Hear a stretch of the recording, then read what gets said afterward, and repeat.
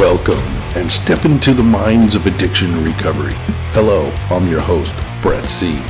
It is an honor to bring into light one of the darkest aspects of our society, addiction.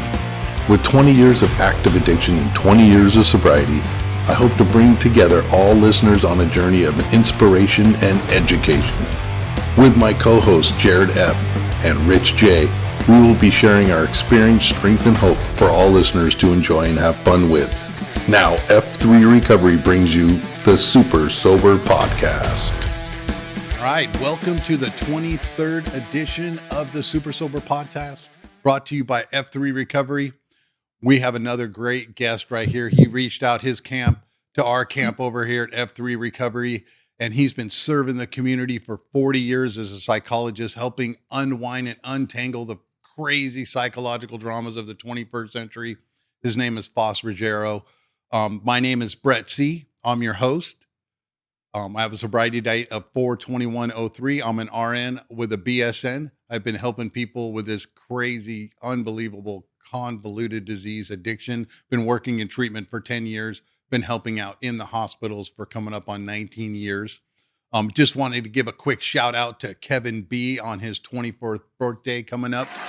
Yeah, the Bluester. We'll get him in here in audience too coming up pretty soon. A lot of other people coming up on their birthdays. And if you have any people that want to be shout out on the podcast, just go ahead and email us. And we're going to introduce Faust right now. Go ahead and introduce yourself, just who you are. And then we're going to get into some accolades and we're going to get right into the show. Thanks, Brett. And thanks so much for inviting me on. It's a pleasure to be with you today. My name is Faust Ruggiero. Anyone who has seen my work knows I'm a psychologist. I'm also an author. I've got my 5th book coming out in November, which is the Fix Your Addiction Handbook. So sounds like we're pretty much in tune, you and I, with what we're doing here. Absolutely, we are 110%. I'm so glad when your camp reached out, and the wife and I have been listening to your podcast and your series and checking out the book. It's so relative to our audience. This is going to be an awesome one, guys. So definitely pay attention. Our guest, Faust Ruggiero's professional career spans almost 40 years, people. He started his psychology at Illinois State University in 1977. In 1982, he accepted a position with the Lehigh Valley Alcoholic Counseling Center. And in 1984, he worked at North Compton County Prison. In 1989, he became president of the Community Psychological Center. And in 1994, he became a trainer for the Department of Health in Pennsylvania. Also providing counseling service for first responders, law enforcement, and other emergency personnel. He has been helping the community for so long, guys. Just stay with this one. In the summer of 2016, though, Faust decided to develop the Process Life program into text that can be published and would help people in need address the difficult situations that are affecting their lives. 40 years he's been serving the community. But before we get into all of this, we're going to go into our sponsor really quick, which is His House, a New Creation right here in SoCal. He has different treatment centers covering all aspects. And he's just opening up the one in Claremont, the 71-bed treatment center. This is His House New Creation. And if anybody needs help, you can call this number at 877-868-5730. And that number again is 877-868-5730. And we'll be right back. Welcome to the place where it all began, the 9th Street House. Our maiden journey into hope and recovery for His House New Creation treatment centers since 1994. Right next door, the 9th Street apartment building stands as a testament to our commitment to providing comfortable and safe spaces for recovery. And on the other side, nestled amidst nature's best, our Palm House offers a tranquil haven to begin the path to sobriety. You'll find 12 unique His House New Creation treatment centers across Southern California. Just as recovery encompasses inner and outer transformation, our facilities mirror this philosophy. The external beauty of our homes reflect the nurturing and healing environments you'll discover within. These are just glimpses of the harmonious spaces where we support your journey to recovery. Our state-licensed and highly accredited programs echo this sentiment. We know that successful addiction treatment is more than skin deep. It requires a robust plan that heals the mind, strengthens the body, and nourishes the soul. We select the best facility to cater to your unique needs, providing focused, compassionate care that sets you firmly on the path to sobriety and hope. Welcome to His House New Creation Treatment Centers, where the journey to a healthier you begins. Your recovery begins here with us. All right, we're back from the commercial. Thanks for taking a second to listen to Glenn's place out there, His House New Creation, and we're going to be going right into it here because, oh man, listening to Faust is unbelievable. So he could talk forever about this process. So the Fix Your Empowerment series is we're going to go really quick to this video. It's only about a minute long, and here we go. In a world that has lost its way, where anxiety, depression, and loss of personal identity have risen to epidemic proportions, and intelligent decision-making has all but become a lost art, there is hope. One program, Faust Ruggiero's award-winning Fix Yourself Empowerment series, can give you the processes to restore your life to productivity, personal satisfaction, and happiness. Let a goal-driven life plan replace empty quick fixes.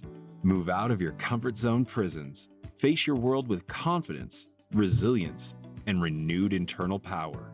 And dare to create the person you've always wanted to be. The Fix Yourself Empowerment series. Let it help you find the power inside you. Learn to take control of your world and be the master of your own destiny.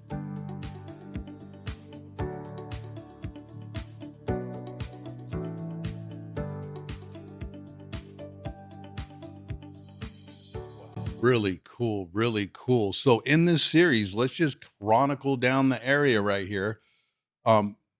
He's going to help people understand various types of addiction, reduce addiction's impact on your life, and eventually free yourself from its paralyzing effects. The Fix Your Addiction Handbook is for you if you want to help with this, all right?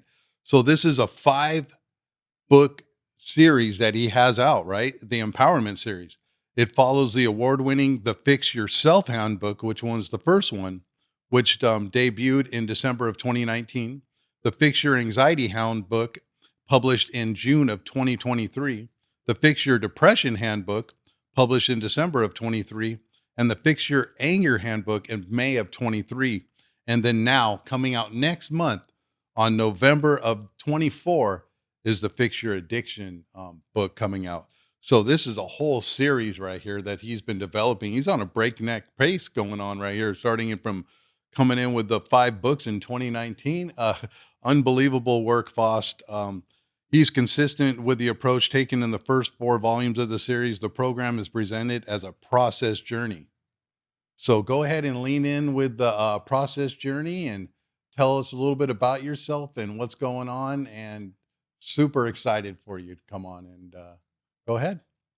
I appreciate it, Brett. When you train like I did, like all of us do, you learn all the things that you think are going to work, and then you get in the field and you have to mix and match a few things. So I said, all right, let's find out what works here, and then through the years found that there were life's a process. Everything we do is a process. So I put all the processes that would help people together, did the first text, and made some changes in terms of what a self-help book is all about. Usually you get these long chapters of information, and then at the end of it, they don't give you a whole lot of what to do. So I thought, let me pack enough information in 6 or 7 or 8 pages, and then at the end of it, at the end of every chapter, put the action steps. Okay, now do these things, and it's going to help you. I've kept that design consistent through 5 books. I think it's what really sells the program, because you're getting information, but I'm telling you, do these things. So we started from the first book, and now with the new Fix Your Addiction Handbook coming out, it's the same thing. We have 17 different kinds of addiction. But interestingly, you mentioned earlier, you talk about the 12-step program when I was hired at the Alcohol Counseling Center, coming in as a person with a lot of addiction counseling, but not as a recovering person. The person that hired me said, I want to get someone in here who's not recovering so we get a different perspective. Absolutely. So I really took some time to learn the program, particularly those 12 steps. So everything I do in my own life, and I think this is an extremely important message, not only for people who are addicted, but people who feel they are not. That program is a program for living, not a program just for addicts. I run my life according to it. I have two things I run my life by, and that's scripture. I'm a Christian. I stay close to that, and the 12 steps. And when you do that, it really sets the pace. It sets the tone for how you're going to not only live your life but teach other people to do so. That is so correlative. I really appreciate you bringing that home. That's what we do. We're a program of practice, and if you're in practice, you're in action, and if you're in action, you're going to get along this pathway that we're doing. So we love the self-help program. I like to explain the program of Alcoholics Anonymous or NA or any of the 12-step practicing program as an addiction survivor self-help group. And no more does that ring true than these days of how high and how deadly the disease has evolutionized itself with the fentanyl and the other drugs coming in. So I love your correlative process. And then at the end of every chapter, you're giving someone a process to take action, because that's what we need to do. And what I wanted to first, hit on really hard here is, which we're such a proponent of here, is the process journey. Being that journey of how we are, instead of it in these days, in this world of self-help and what they're doing, they always want the quick fix. It's like, oh, I want to meditate and stuff. Can you give me the quick 5-minute meditation program so I can own myself into the rest of my bad living throughout the day? And it's like, oh, can you give me the quick fix, maybe put me under at the detox place so I don't have to face myself, and then I can be detoxed without having to feel anything? Or can you give me the watered down version of the 12 steps so I can hurry up and get back to work? Right, Faust? I mean, how I can only just imagine 40 years of healing, of hearing just people's excuses, rationalizations, justifications. We've had some LMFTs and a lot of different people that have been practicing this processed journey of our lives. I'm working on 22 years of that right now, and I'm seeing such great results. I mean, coming in at year 15, it was like I needed to go deeper, and I've never been so happy. And I know it's a part of the process journey, and you are very, very clear on that. So let's just stop, take some time, about 10 or 15 minutes to do that. How's that sound? Absolutely. It's funny. People come in my office, Brett, and they'll say, I want to get to the point where you are. And I said, well, where am I? They say, and I said, if I'm going to practice what I preach, you do realize there's no destination I'm going to arrive at. It's going to be the same. That journey is going to be there for me every day, and I'm going to have to work it. I'm going to have, they may not be slips in terms of a substance or an activity, but there'll be things where I say, how in the world did I start doing this again? 'Cause that's just the way it is. To have a program that you can lean back on, because the other thing I do with my books and with my counseling is it's a reference program. Again, just like a 12-step program, if I get off track, I want to go back to that chapter that says, well, what did I do? Did I start manipulating again? Did I start lying to myself again? Did I start, did I start taking the program and tweaking it my way? I need to find out what I did wrong. So I write my chapters so that if you get off track a little bit, you can go back to the chapter that discusses whatever that is, and find it right away, and in 7 or 8 pages, get back on track, and there's the action steps again. Those things are very important. The journey, I try. This is the hardest thing to convince people is, but I tie my journey into one day at a time. Right. The journey is not, if you're thinking about where you're going to be a year from now or 5 years or 10, you're off track already. It's okay to have goals. That's fine. Right. But you live it out, you carry it out one day at a time. It's the moment that you're living in is the one that counts. And and as you string those together over a lifetime, that is your journey. So what I do just to help people, I bring, you start, they're conflicted, they're confused, they're addicted, whatever it may be when they come in, and I give them a glimpse of what it could be down the road. Okay, this is what it will be when you have some tranquility, when you're honest with yourself, when you're accountable, when you're living those days where, where it's truth every day. This is what it's going to look like. However, if you think you're going to get there in 10 easy steps, they don't exist. And all these programs out there that tell you, here, take these steps, or here, here's the acronym, follow this. They're not going to take you anywhere. You're going to get up every day. And the first thing I preach to people is you have to get honest with yourself. Right. And I call it brutally honest. You'll know you're honest when it hurts. If you don't get to the point that you're uncomfortable, you're not honest. That's as simple as that. I don't care who you are. I don't care where you are in your life. If you're examining yourself and you came out of it and said, yeah, I feel really good, you have a problem. I've been doing this for 40 years. I've been working my program for 40 years. Not every day I'll look back and I'll say, man, I didn't do that well. And I know I didn't do it well. And sometimes I knew I wasn't doing it well when I was doing it. So it's not like you get to the point that you're perfect. You just have a program every day that keeps you honest, open, accountable, and connected. That's what it's all about. That's how you live. So in your one of your Fix Your Addiction, because that's what we do in the program on the 12 step, is the 10th step, is promptly admitting things and reviewing our day. And they call them the maintenance step, 10, 11, and 12. So, I mean, we're so blessed with that. So what step of it in your Fix Your Addiction process is that step correlated to step 10? That would be in the end. I end my every book I write, including this one, with something called good housekeeping. Yes, and that is where it's there to rescue you, to help you identify and help you rescue yourself from getting so far off track that you get yourself right back into the addiction or whatever you're doing. It is it's where you review everything that you're doing every day, and I do it every night. Mine's in prayer, and I review with the Lord what I've done today and how I am going to fix that and what help I need. It's where you get humble and you look at what you're doing. So that's in the program. In every program I do, because I don't want people to think they arrived. There is no arrival point. Where is the arrival? Thank Come God on. I got there. I can ease up now. Good. That's not ease up. That's ease back. And you will ease yourself back into what you did wrong.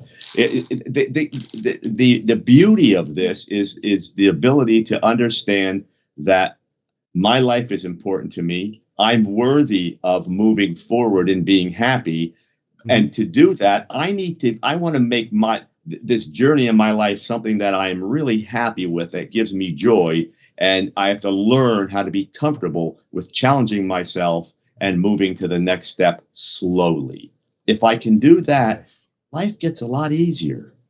It's a lot easier. And the slowly thing is so applicable. And these days, they think just being busy means you're productive. And that is not the case. You can do things a little slower and be 10 times more productive than what we would call the multitasking crazy scenarios that we find ourselves in now.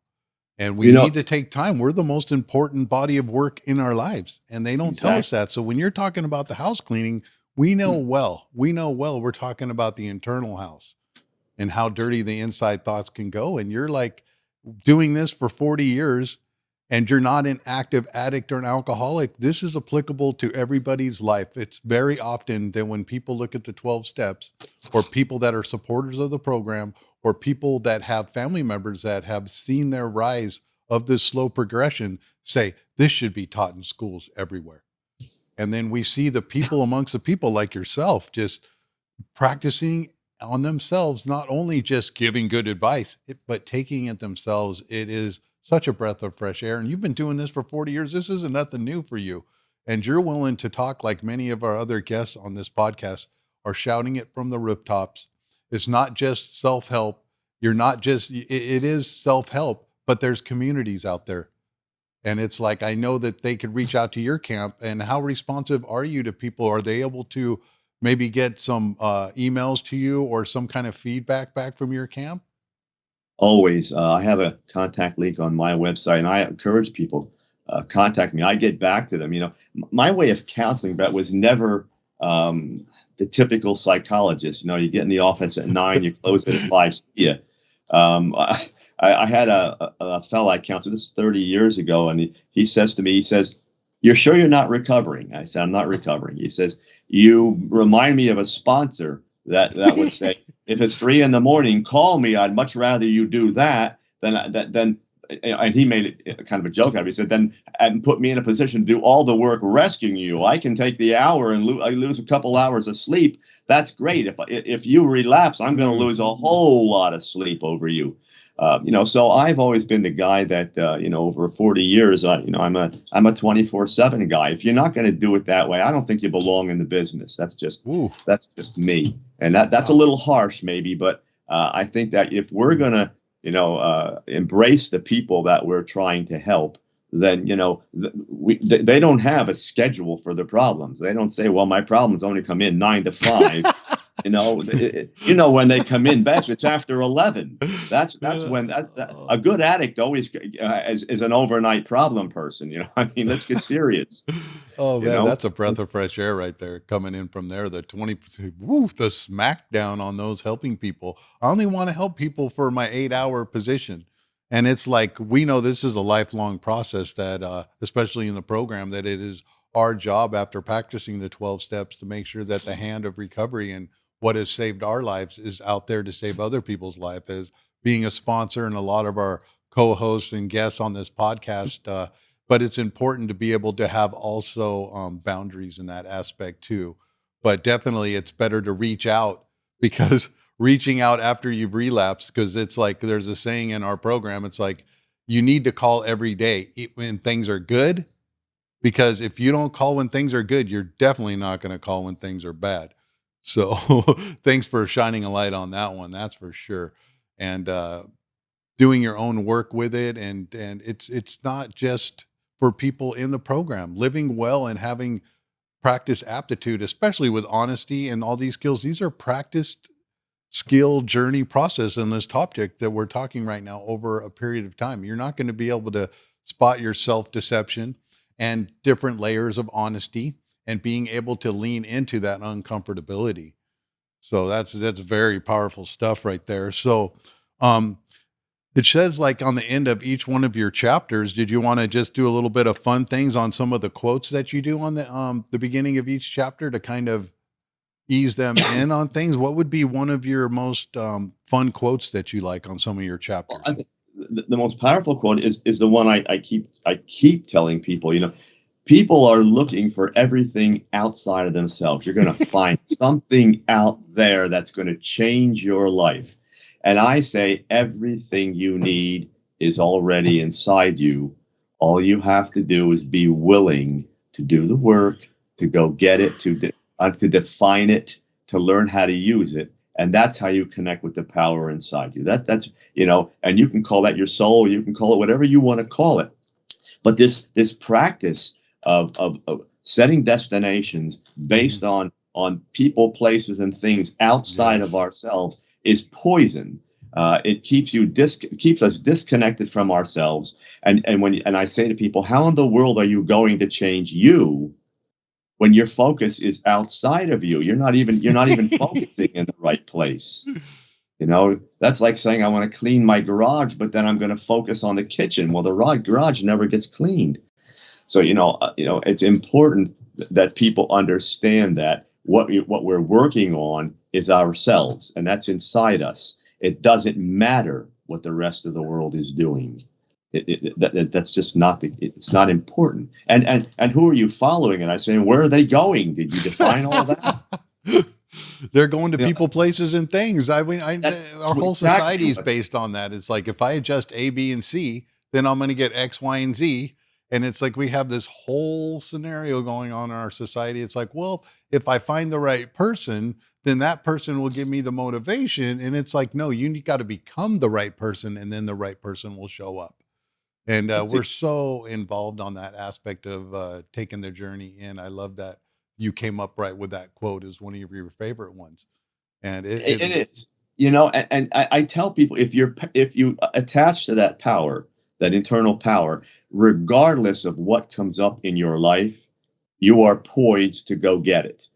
And smart enough to understand when you need help to do that, which is often, this idea. It's a fast-paced life people want to live. They want to go fast. They want excitement.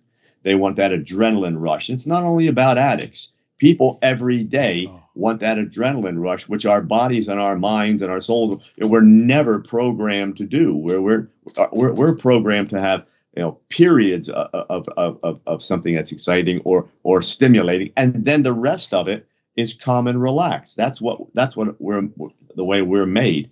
We run against the grain on everything that we do, and then we wonder why the problems are there. And I keep on preaching, simple words. I do in the first book. I do a 3 chapters. We talk about gratitude and humility and wisdom, and they all want to have the wisdom and all that intellect. And I say, "Oh, you really? And how are you going to have wisdom without humility?" And they look at me and they say, "Well, humility is weak. Wisdom would be strong." I said, "No, humility. I always define it as the teacher, as the student who becomes the teacher, but remains a student of life. So they keep on learning. You never get arrogant to the point that you think you have arrived. And gratitude is not, I'm thankful for everything I got. Gratitude is inside me. And regardless of what comes in, it goes into that repository, and my energy changes it to positive. When you get to those concepts, you get to wisdom. When you get to that, now you're getting to what I call pure love, spiritual love. But that's down the road. That's if you want a goal, set your goal on something like that, where you want to be able to connect to the deepest parts of yourself. Yeah, well, so many people have already figured out life, and they got periods on all of the end of their sentences, and they know how things work, and it's been generationally passed down, and to keep an open mind and all of that. It's like to uncover, discover, and discard. I mean, it's basically like a lot of correlative process of what you're going to be doing to help people see, to reopen the conversation within themselves. Super powerful stuff right there. I loved how you broke that down. And gratitude is the highest form of receiving. And you're talking about the energy centers and all of that. And it's like, just because you're a man of faith and everything doesn't mean that we're going down a road of not continuing the road of faith and our higher power and all of that too. It's all baked in and coalesced together. I mean, some of the greatest quotes and sayings and everything is right in our biblical processes. But then a lot of people come in and then override that and then start writing their own things in and adjusting everything. And it's like, where do we find the common place where we can sit down? And we're talking about it. These are age-old practices that people have been doing. And then to slow down in our quick pace, I mean, to ask people to slow down, they just feel like they always have to keep going. And as long as they keep going with the people, places, and things, then they never have to take a look at themselves. But where does that go? We're going into like what F3 recovery stands for, is we're turning the fight, flight, and freeze into free form and flowing through practicing the 12 steps and remaining accountable to change. So we're shutting all that off. I was looking at your website and saw that, and it's and I write about that in some of in one of the books. We were never meant, fight or flight is a situational thing. Something arrives. We have to, we need to make an instantaneous decision. Do I stay here and fight this? Do I run away from it? It was never designed to be this prolonged way we live life, and it eats up your energy. It destroys your body. It introduces conflict. You're always in a position where you can't make a decision, because that's not an intellectual place to be. That is something that is get me out of here. I got to fight this and beat this, or I get stuck not knowing what to do. None of that is productive. It's a productive way to live. It is designed for quick instant survival. That's all. Yep. And to And we've process it turned it through. into a way of life.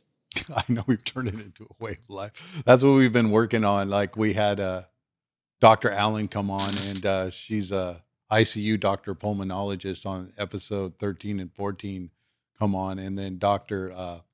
Higgins come on 15, and then we having you coming on now on episode 23 talking about it. And it seems like everybody across the field in our society is talking about it, and you have to slow it down because it leads to sickness. And being a medical professional and being a psychologist and you seeing all the aftermath of this long-term process in our society, I mean, if we're not going to get out there and talk about it, the medical professionals and the ones that are expected to unwind all this psychological entanglement, then who's going to do it? Because our society perpetuates it on and on again, and the professionals are saying slow down and process it, because we're the only species that doesn't process that initial adrenaline response. And we need to work on processing, and that's where going back to step 10, or what you were talking about, how the house is, and slowing down and process it. We've been talking a lot about meditation, a lot of breath work, and there's so many people practicing that, cooling down the nervous system with ice baths, and actually taking time to read a book such as yours. I mean, people just think that they can't even slow down long enough to even digest a couple chapters a day. And that's true. Everybody wants to go so fast, and I mean, how many times I don't know whether you sponsor people or not, but how many times somebody come in and they say, and I just had one last week, 9 months in the program. He said he was going to start step 4. I said, huh? I said, in 9 months, who are you doing this with? Me. I'm going to do it. I read about it. I said, you're going too fast. You're trying to get to the end of the program. Steps 1, 2, and 3, you could be there for a couple of years. He said, huh? Well, so it depends on work with your sponsor. Your sponsor will let you know when you're going to get there. Well, isn't this something I have to learn to control? I said, no, it's something you have to stop controlling. Right. And let somebody else do. And so, and this person, there's no way. I mean, his higher power was not even defined. And I said, well, you're going to move on to try to do an inventory, and you don't have the first 3 steps even to the point where they're done. Saying all this to illustrate how fast you want to go, and when people get in, I think this is one of the reasons why people get in the program and and sometimes it's 3 or 4 or 5 slips before they get there, and they're just going so fast. You go slow, and you appreciate every little thing that you've done. You can feel it, you can understand it, and how to apply it, and that slow movement introduces the next step, whether it's a 12-step program or just a step in life. So as we go slow and go one step at a time and program and understand, this is what I did there, and this is how I can apply it. And based on that, not only am I going to the next step, it defines how I'm going to introduce and begin to work that next step. But we go so fast that we lose all that vital information. So, I mean, I tell my people, whether it's in the book or they come into counseling, if you think you're coming in here and in 5 or 10 or 20 sessions, we're done, you probably need to find someone else who wants to go that fast with you. Ooh. I will guarantee you, I'll help you get where you want to go, but we're not going slow. We're going to cross every T and dot every I, and we may actually create a few for you. Yeah, you hear that in the program sometimes. I didn't know I had so many problems until I actually got sober. And it's very true. So, I mean, the process of going through the steps, one of the reasons why we created this podcast is so much misinformation out there about what it is. The wrong way to do the steps is to not do the steps, for one. So that's a big proponent of that. And two, take as much time as you need. And also too, but a lot of people balk and won't do things thoroughly. And it's not a process of the program being a problem. It's just really hard to unwind all of what's been happening for a long time in generational trauma, and for the program to unwind all of these processes. That's one of the reasons why we had you on here and so many other guests. You don't have to be an addict or an alcoholic to help us with that. These psychological entanglements are common threads throughout everybody's existence. And it's super breath of fresh air that that you know a lot about the program and the steps, and to bring in these examples of people that you're helping right now too. And we need all the help we can get for sure. It's interesting. As you were talking, when I work with people who are addicted, I'm not requiring, but I'm really pushing them, if they're not in the program, to get in there. And then I said, when you get a sponsor, I need to know what your sponsor is working on, so that I don't go too fast in one area and we cause some problems. So what I actually do, and I've been doing this so long, so I know a lot of the people in the programs. So a lot of the sponsors I have sponsors that will call and say, hey, I talked to my sponsor and said, it's okay, we'll talk with you. This is what I'm working on. And then I'll say, fine, this is where I want to go. Let's make sure we don't step on toes here. Let's make sure primarily that I'm not going too fast for where you're going, or I'm going in a direction that you're not ready to support. So a nice thing to do if you're a counselor, whether you're in the program or not, is to make sure that there's communication between the other people who are advising the person you're counseling. This is next level right here, Faust. Yeah, this is next level. This is where people in my position have to work with our humility and say, it's not about me. It's not about me being able to tell you what to do. All I care about is that you're going to be okay. And so what I'm going to do is I'm going to ask those program people you're working with, if they want to maintain their anonymity, just write down on paper, if they would, this is what I'm working with, this person with, and I'll know, and I'll know where to go with that then. And then I may send a note back. But the key is that we are all on the same page, whether it's myself, their primary care physician, any other professionals are dealing with, program people. And then if possible, we get family members involved, because that's a big part of it.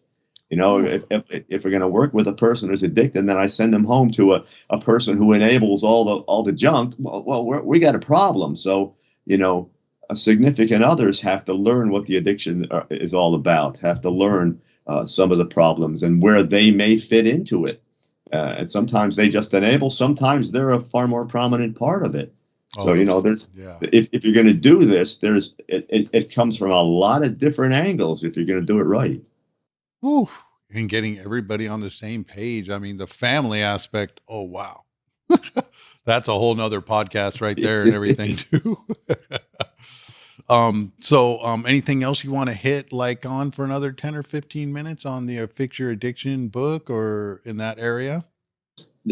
A big item. I wanted to talk about really just a quick, maybe 5 to 10 minutes, because I mean, all these topics can just hit on such huge aspects of it. And I mean, just going for the last couple minutes would dictate another whole podcast basically. But what about the I over E? I was first exposed to I over E from from Father Martin, who was a big proponent. I'm not sure if you know who he was, with his Chalk Talk series. And that changed my life.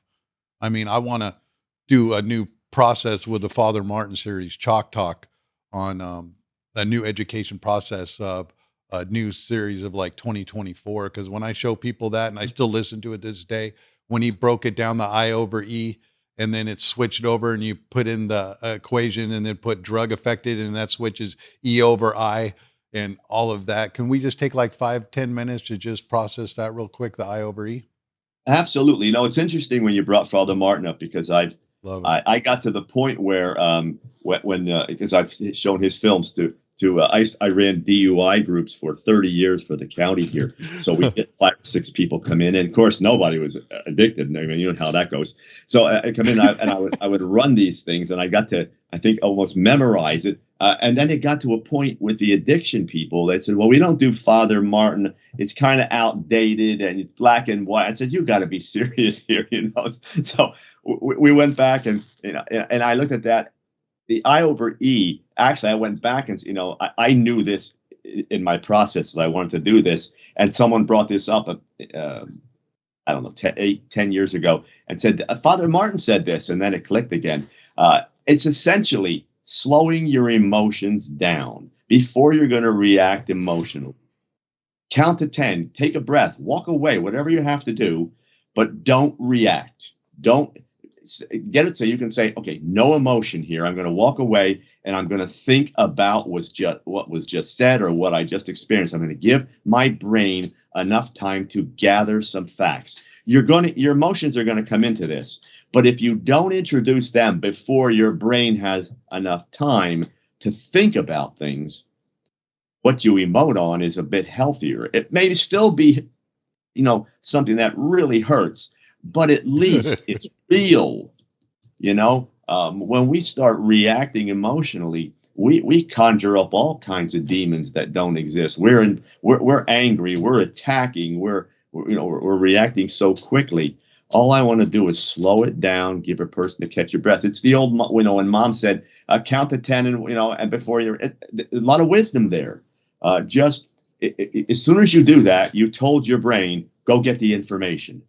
That's what you need. Even if you just get a little bit, you keep doing it, and then you start putting the information gathering in there also. Okay, first I stop reacting. Now I start gathering information. I get to be real efficient, and I'm not making myself crazy like I was.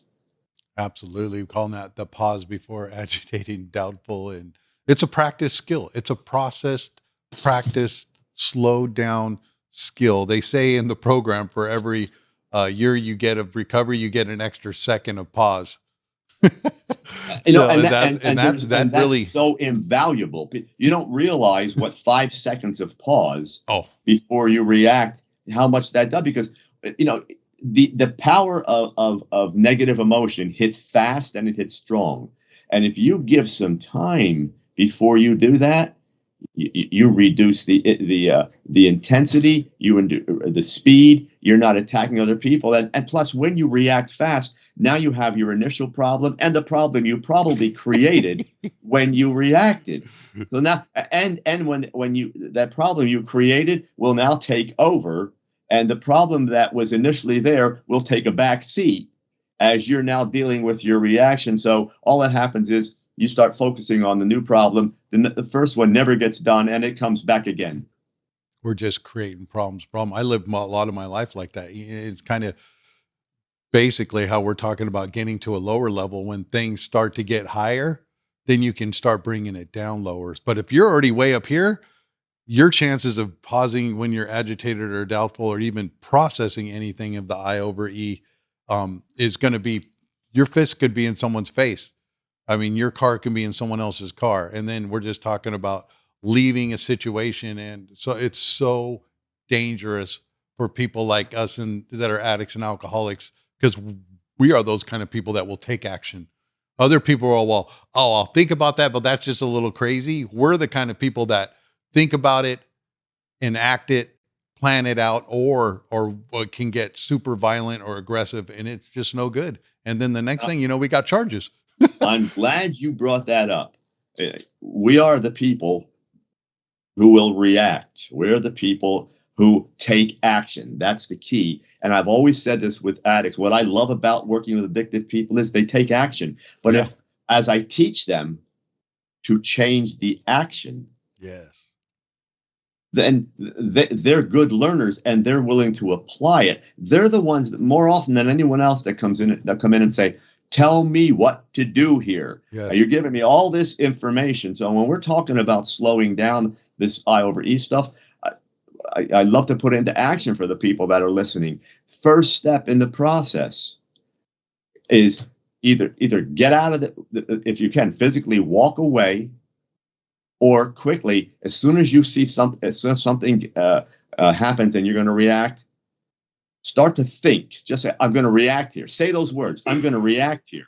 The moment you say them, you took it to your conscious part of your mind. It's not just a reaction anymore. It's not unconscious. It doesn't just hit. Now you said, I'm going to react. Now you know what you're going to do or what you can possibly do. Right. Now you walk away. Now you ask a question. Now you take a deep breath. That's another thing you can do when you think you're going to react.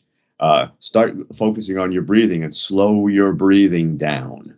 Yes, Make remove everything yourself from go that slower environment. and quieter. If you're going to speak, go quiet. All you're doing here is training your brain. This is why life programs work so well, because learning is a function of change over time. It's information that your brain receives and learns how to use over time. No brain learns anything that fast. It just doesn't happen. So if you think you got it quickly, it will fade quickly. It needs the slow development so your brain learns how to adjust. That's the way our brains are set up. It's a learning machine. We have to teach it. It's a biological computer. They say the neurons that fire together, wire together, where your focus goes, your energy flows, Right. and it takes time for the connections. You can pull it up online and they'll show all the new science behind it. We're big in that on the F3 recovery. We're huge on giving your biology time to link and sync, and within the mind and the process to do that. And these are all practice aptitudes. It's all about practice and actually applying it, because you can have all the information. If information was enough, then we wouldn't have this podcast. We wouldn't have this unbelievable destructive process that just takes up so much of our society's energy, funds, everything. So, I mean, we're talking, you have to slow it down because it takes time for the neurons to link and sync and to create the new pathways and then to reinforcement, right? So repetition is the mother of all learning, as we well know, but you can also unlearn a lot too. And that's also like neural pruning, and it's all within the brain and the synapses and everything. And then there's a whole biology behind it too, which is a whole nother podcast, but we've been talking about a lot in the last 22 podcasts for sure. And it's unbelievable where we're going with all this stuff. You're just right, synced in with everything that we need to know. And we're big. The program is big, which we said 100 times, is getting collateral information, good information. It's just not, some people think it's just, okay, well, everything's that we need to know is in the first 164 pages of the big book. And the big book isn't saying that. It says the program is very big on, if you need extra help, get extra help. And we have a psychologist, we have LMFTs, we have doctors.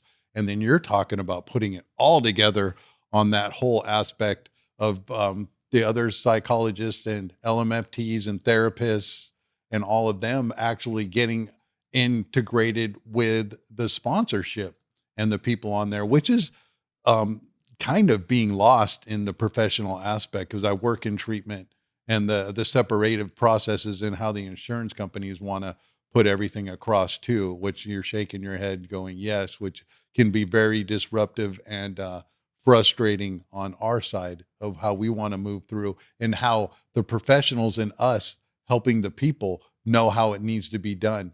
And then the other corporative aspects of it, or money flow aspects of it, want to change and dictate how things are to be taught, which is super frustrating in that area too.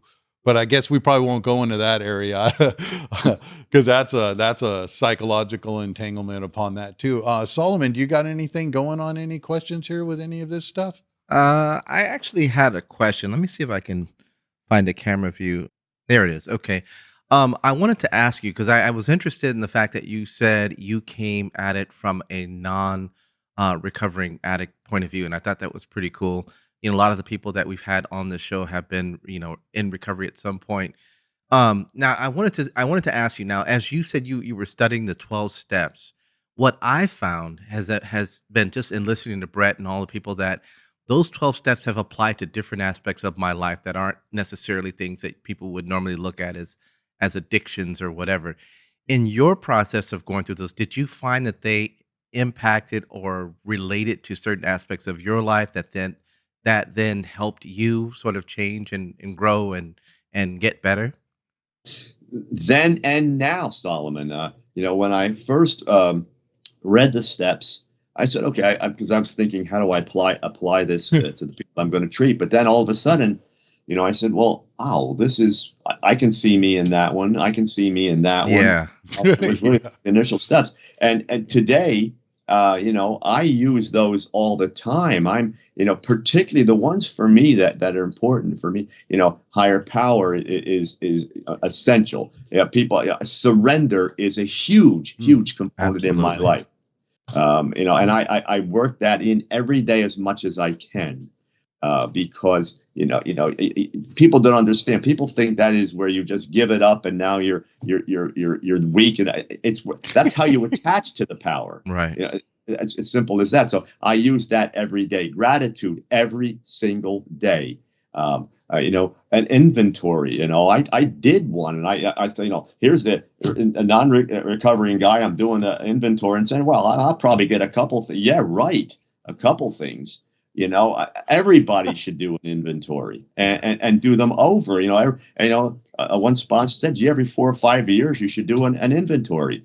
And I thought about that, and I said, well, yeah, that makes sense. So, I build a small inventory into end of my day every day. And so I'm giving you some things, but I'll bet if Brett said, hey, come on and talk about how you use the program, we'll do a whole podcast and then some.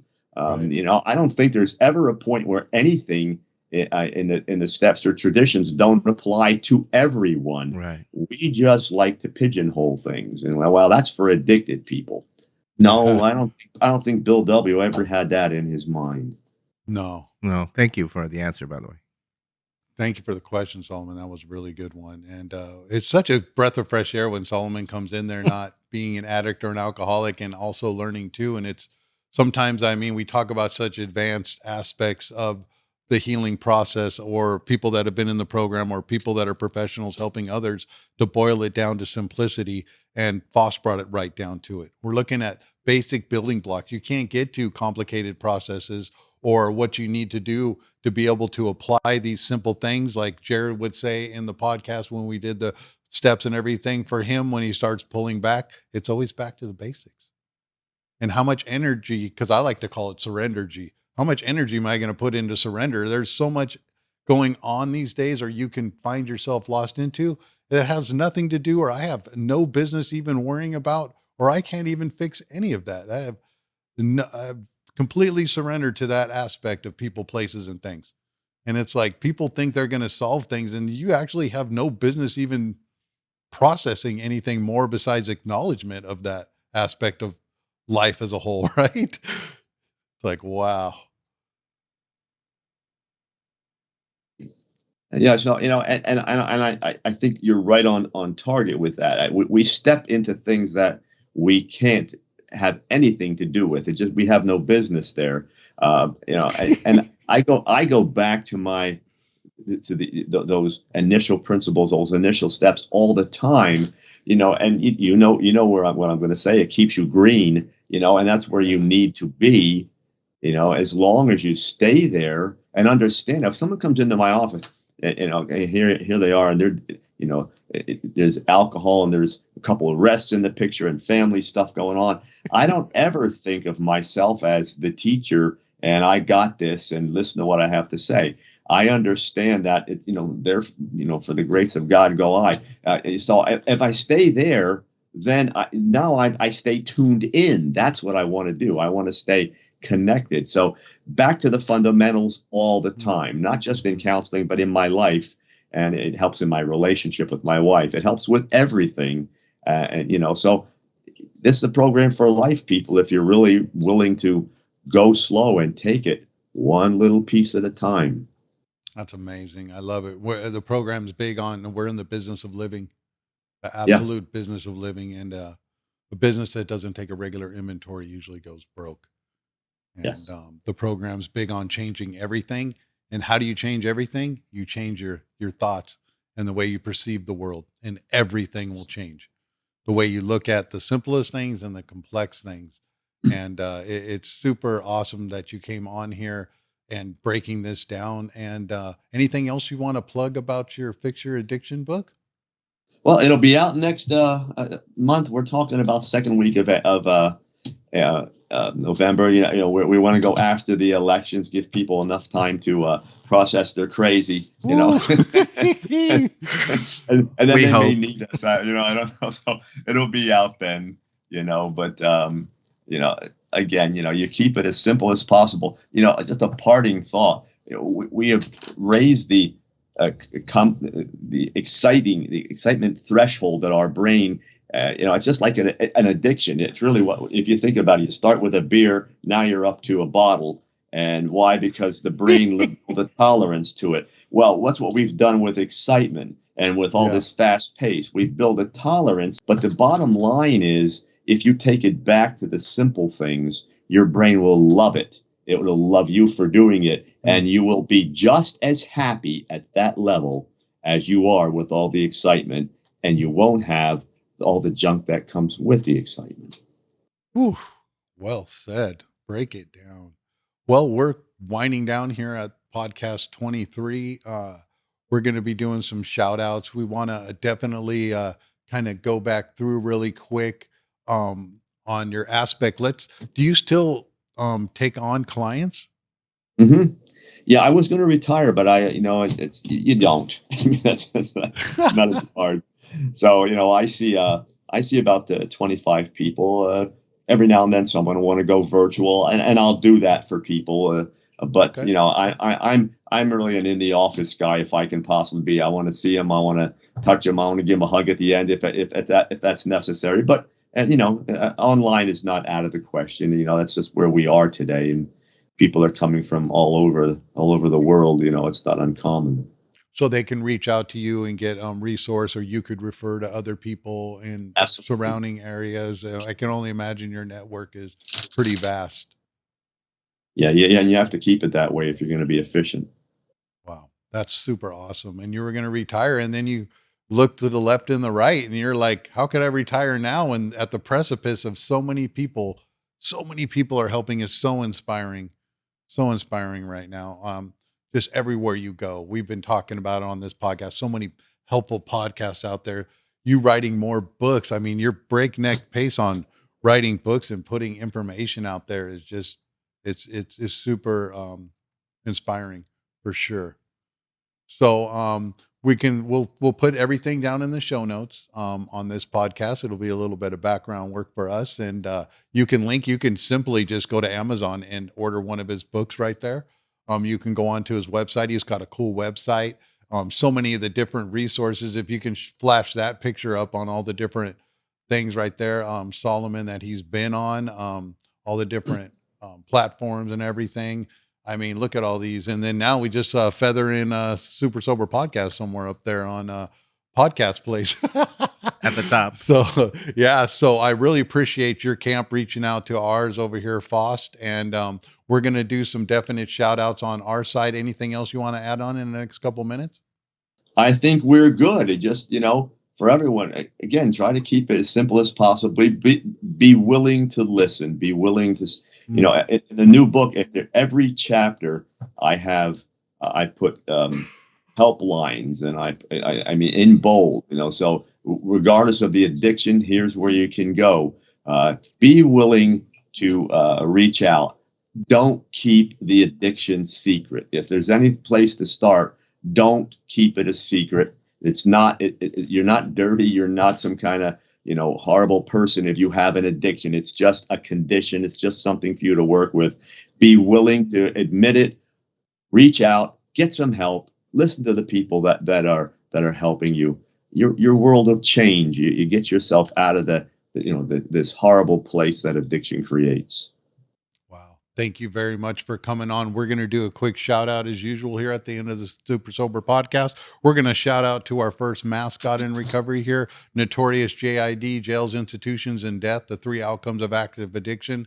Let's get ahead of things before all of that happens, if it hasn't already started happening, or the unbelievable amount of overdoses and deaths these days. We can be reached on 3 different email platforms, and that's on info@f3recovery.org, info@supersoberpodcast.org, or you can go into f3recovery.org and go to the email aspect right there. We're probably going to be reaching on with Faust and see if we can put his platform on the recovery resources page. We can be reached on all aspects. If you want to see the video where we're on YouTube, you can go to Buzzsprout, the RSS feed, Facebook. We got a Facebook group page, Instagram page. We're always on an ongoing process right here. We're on all listening platforms. And shout out to the Detox, a streaming series that I wrote for Hollywood, for us to all get together. It's a story of addiction, the deadliest disease that man has ever known. You can see the one sheet and the PowerPoint presentation on f3recovery.org. All of the other people that have been on the podcast and the other recovery resources on f3recovery.org is there. We are in the community. We're going to keep on keeping on here at the podcast place. Shout out to Solomon, the best producer in the business, on growing process here in Long Beach. If you can go from zero to podcast, I'm telling you right now, that's what happened about a year and a half ago. You just come on over here and see Solomon, tell him your vision and your dream, and step into the various little areas we have over here. He's got 3 different areas to do podcasts, two-man set, all types of things. There's awesome rad coffee around the corner so you can get things fired up. And thanks again, Faust, for joining us. And we love your platform, and hopefully we'll collaborate in future endeavors and keep on keeping on. Thank you for listening to the Super Sober Podcast. Go to our website at f3recovery.org. That's F3Recovery, all one word, .org. We're turning fight, flight, and freeze into free form and flowing through practicing the 12 steps and staying accountable to change. Don't forget to keep on keeping on.